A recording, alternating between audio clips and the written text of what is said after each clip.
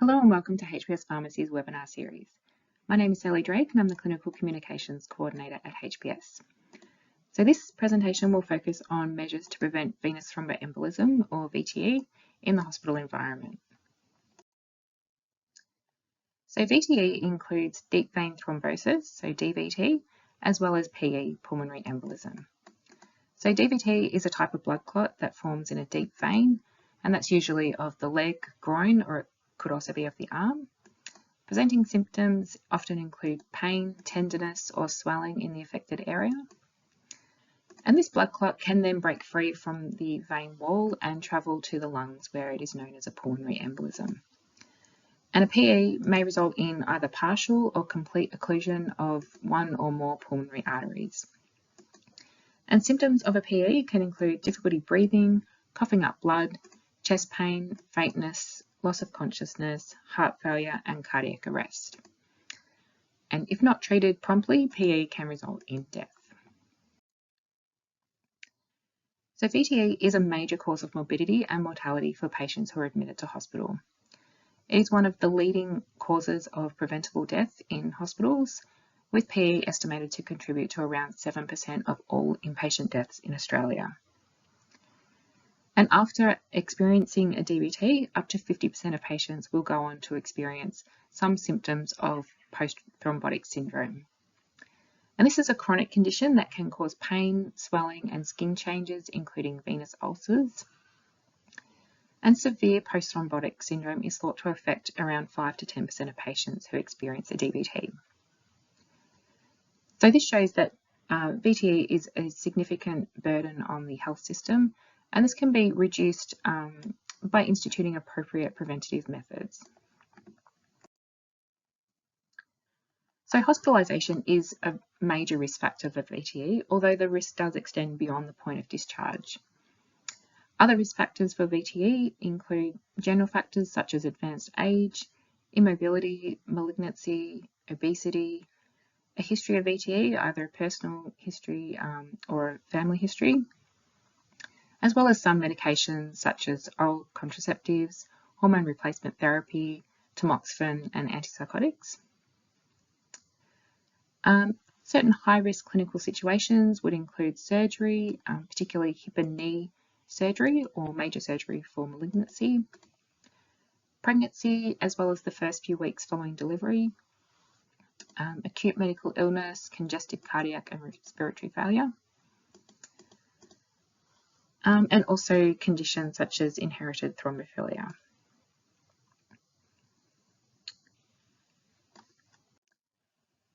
And between 50 and 75% of people admitted to hospital have at least one VTE risk factor, and it is thought that around 40% of people admitted have at least 3. So appropriate prophylaxis in these cases is really the most effective way to manage this risk. And VTE prevention has been shown to reduce the development of symptomatic VTE by up to 70%. There are different VTE prevention methods which have different efficacy rates, and the choice will really depend upon the patient's risk factors as well as their individual preferences. So prevention strategies can be broadly categorised as either mechanical or pharmacological.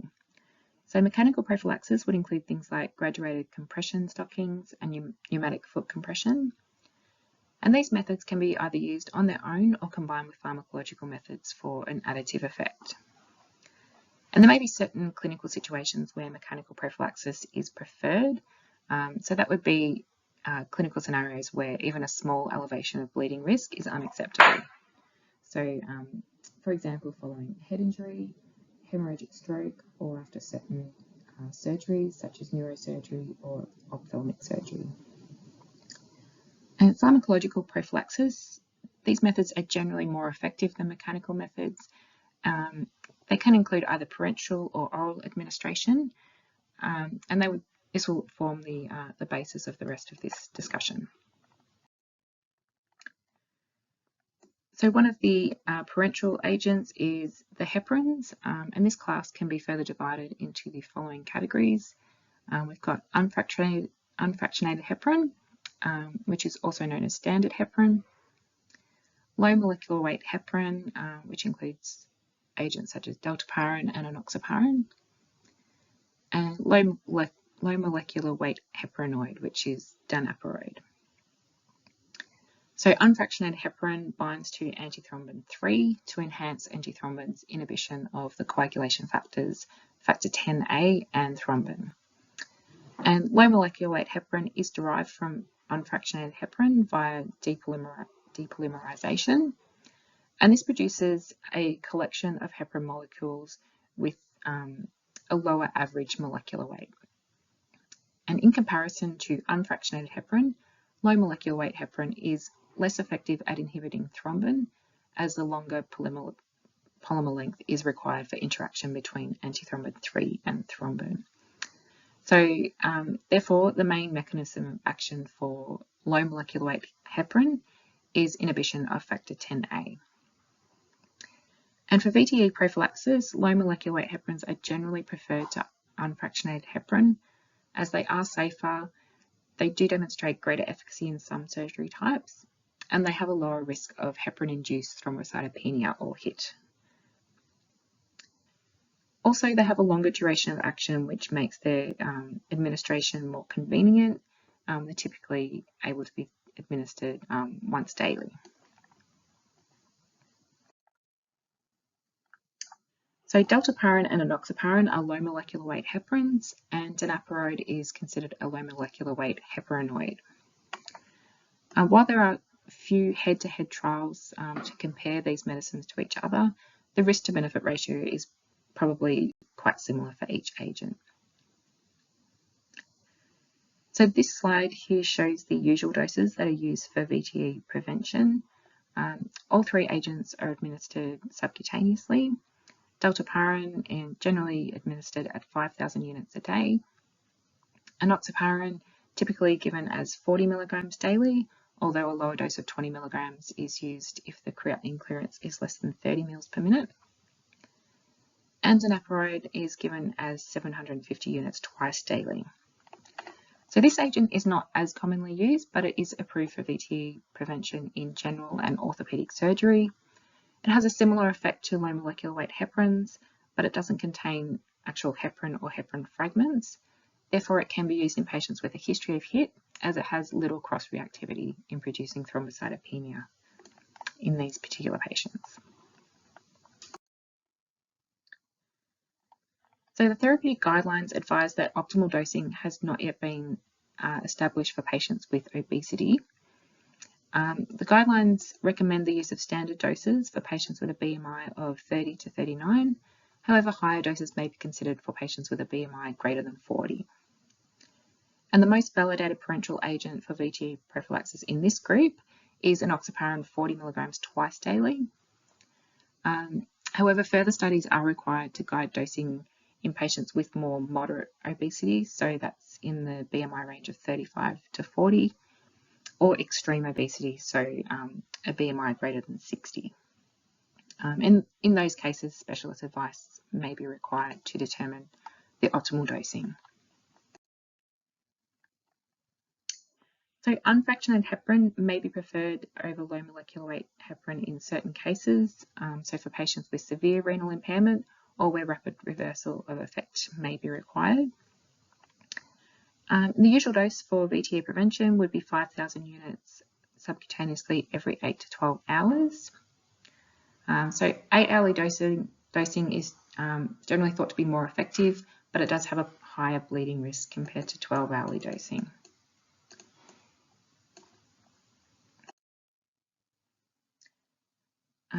Next up we have fondaparinux, which is a fully synthetic agent that can be considered as an alternative to low molecular weight heparins for VTE prevention. It is indicated in patients undergoing abdominal surgery or orthopedic surgery of the lower limbs. The usual prophylactic dose is 2.5 milligrams subcutaneously daily. And in surgical patients, the first dose should be given at least 6 hours after surgery, provided that hemostasis has been established. If it's given earlier than that, it is associated with an increased risk of major bleeding. And fondaparinux can be considered for patients with a history of HIT, as it does not cross-react with sera from patients with HIT.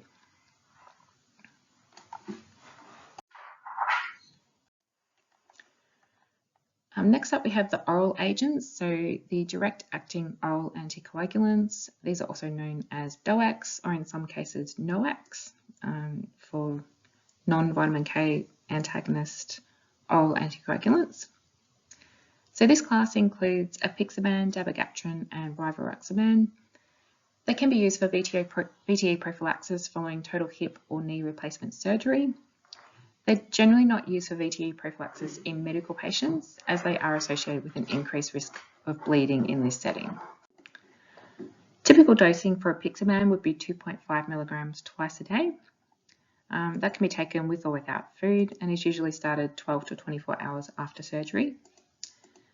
Dabigatran is usually given as 110 milligrams within the first 1 to 4 hours after surgery, and then 220 milligrams daily from the next day. Lower doses may be required in renal impairment, so 75 milligrams initially, and then 150 milligrams daily for patients with a creatinine clearance of 30 to 50. And for dabigatran, the capsules must be swallowed whole, so it's not a suitable choice for patients with swallowing difficulties. And for rivaroxaban, it's usually given as 10 milligrams daily, and this can be taken with or without food, although the higher strength tablets that are used for other indications should be taken with food. So next up we have warfarin, and this works by inhibiting the production of vitamin K dependent coagulation factors. Warfarin may be considered for VTE prophylaxis in patients with long-term risk factors such as atrial fibrillation. However, it's not initiated when short-term and rapid onset of effect is required due to its delayed onset of action.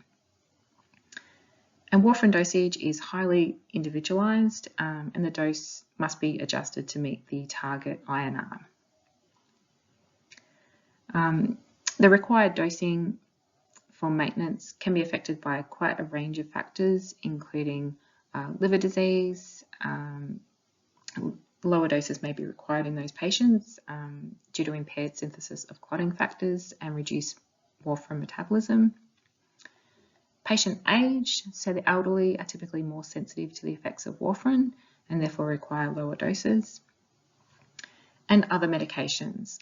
So warfarin quite famously interacts with a lot of different medications due to either obviously pharmacodynamic interactions with medications that also affect blood clotting, but also pharmacokinetic interactions due to the effect of warfarin on the cytochrome P450 system. So in particular, medications that induce or inhibit cytochrome P450 2CP, 1A2 and 3A4. And next up we have aspirin, which is a little bit different to the other medications mentioned here. So aspirin is an antiplatelet rather than an anticoagulant. And there is quite limited evidence to support its use in VTE prophylaxis. However, there is some evidence of its efficacy as a single agent for the primary prevention of VTE in hip and knee replacement surgery. There is quite conflicting advice on the use of aspirin in this setting, although recent evidence does suggest that aspirin may be at least as effective as other prophylactic agents in patients undergoing revision knee arthroplasty. The quite recent Crystal trial demonstrated that aspirin was associated with a higher rate of symptomatic VTE within 90 days of hip or knee replacement compared to enoxaparin. However, the main driver of this difference was a higher incidence of below-knee DVT in the aspirin group. And this outcome is likely to be less serious than an above-knee DVT or PE. The therapeutic guidelines currently advise against using aspirin alone for VTE prophylaxis in most cases, as it is not as effective as anticoagulants. However, the guidelines do state that aspirin could be considered following total knee or hip replacement if the patient is at low risk of VTE and has already received at least 5 days of rivaroxaban therapy.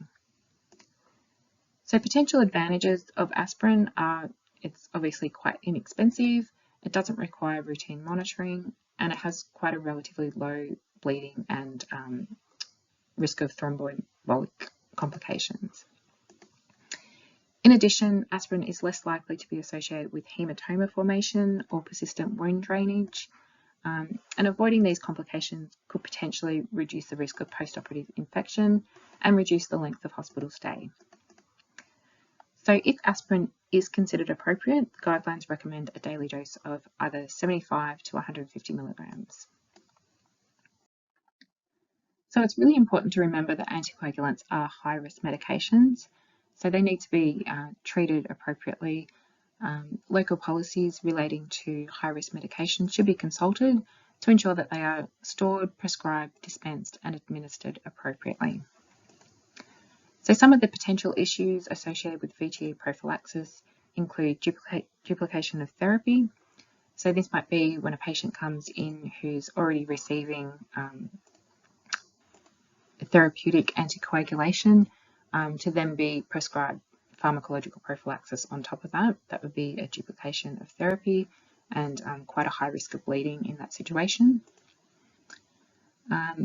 Secondly, the inadvertent use of therapeutic doses when a prophylactic dose is required.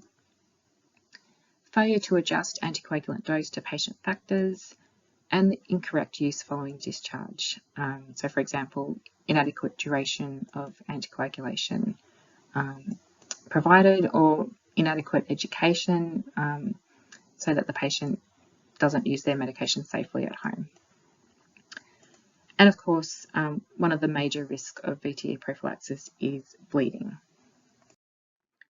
So while each medication used for VTE prophylaxis has its own unique safety profile, bleeding is common to them all. So it's really important for clinicians to balance the patient's risk of bleeding with the potential consequences of a bleed should it occur.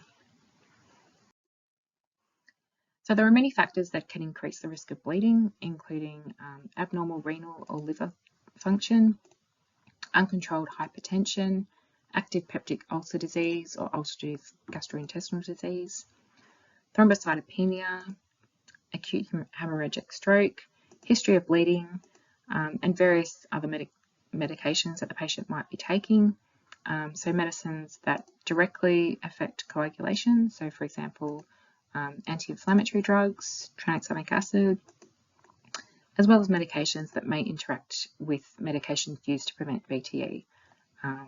So for example, cytochrome P453A4 is involved in the metabolism of rivaroxaban. So therefore, strong inducers of this enzyme, such as rifampicin, phenytoin, and carbamazepine, can reduce the effectiveness of rivaroxaban. So here we have a brief overview of the anticoagulants that were discussed in this presentation, as well as the standard prophylactic doses that are typically used. So obviously it's important to remember that individual patient factors will affect the dose, and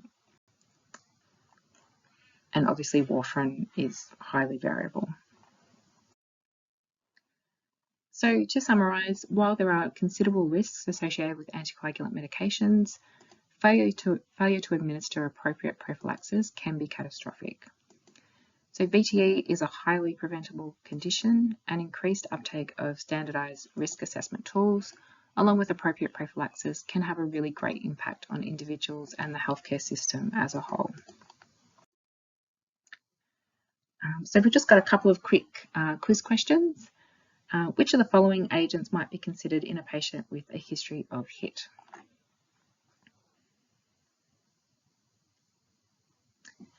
So the correct answer would be C and D.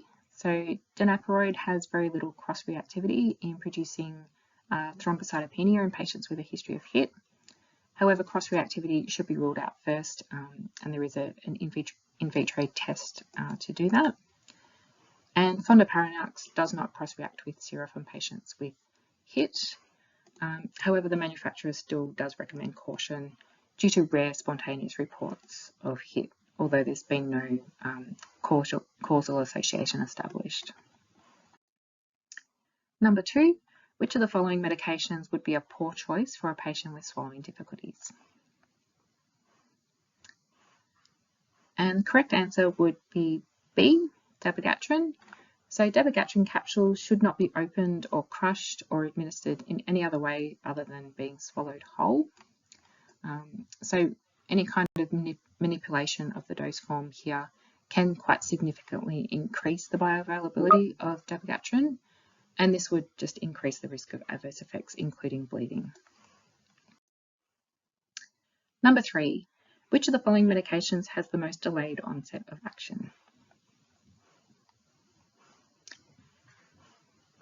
And the correct answer would be warfarin. So warfarin is not recommended where rapid onset of action is required, unless another anticoagulant such as heparin is also used in the interim period, because warfarin does have quite a delayed onset of action.